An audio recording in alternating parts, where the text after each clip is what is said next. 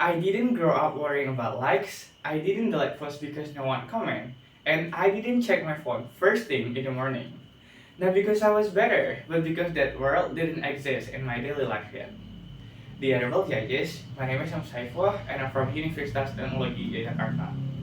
In this speech, I want to begin with a story that doesn't sound familiar to most people, and it starts long before social media became part of my life. Now, let me take you back to a chapter of my life where tension was stable, emotions were not constantly triggered, and silence was not something to escape from. I spent 6 years in pesantren in Madura, from junior high school until senior high school. No smartphones, no social media. The only time we could touch a phone was when our parents visited us. It was usually for 1 or 2 hours a week. Some of my friends met their parents only once a month. Back then, silence was normal. At night, there was nothing to scroll, instead, we only sat with our thoughts. Only years later did I realize that silence trained something important in my brain. That is, the ability to stay with something at a time. After I graduated from pesantren, I moved to Yogyakarta. You know what happened then? Yups, urban life, Wi-Fi is everywhere. Smartphone is in my pocket as always. Instagram, X, TikTok, and other social medias become part of my daily routine just like everyone else. The world finally is in my hand, and that was when I noticed something strange. In the digital world, silence feels uncomfortable. Let me give you a simple example. I posted something on social media, maybe a thought, maybe a photo, and then I wait. No likes, no comments, no notifications.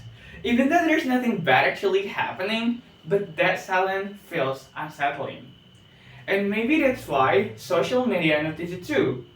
Today, Instagram allows us to hide likes, to mute comments, even to turn off interactions entirely. Not because silence is dangerous, but because for many of us, silence feels like judgment. For Gen Z, engagement has become measurement. Likes feel like acceptance, and comments feel like validations. So when they disappear, we don't just feel ignored, we start questioning ourselves. Was it not interesting enough? Did people ignore it? And should I delete it? This reaction is not accidental. Studies show that Gen Z particularly sensitive to digital feedback. According to research by the American Psychological Associations, many Gen Z users associate online learning such as likes, comments, and views with social validations. So when that feedback is absent, it can trigger feelings of anxiety and self-doubt.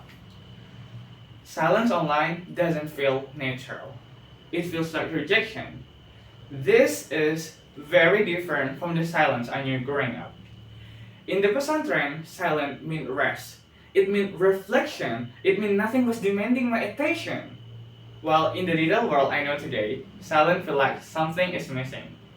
Neuroscientists explain this through what is called the dopamine feedback loop, where social media trains our brain to expect constant stimulations. Over time, the absence of notifications feels uncomfortable. Not because we need them, but because our brain have learned to expect them. Nowadays, by the massiveness of social media, I gain access to the world. But I slowly lost my tolerance for silence. And this isn't just personal, it's societal. A 2023 report by the Pew Research Center found that a large portion of Gen Z users often feel pressure with being offline and interactive. Being offline or unnoticed often feel like falling behind socially.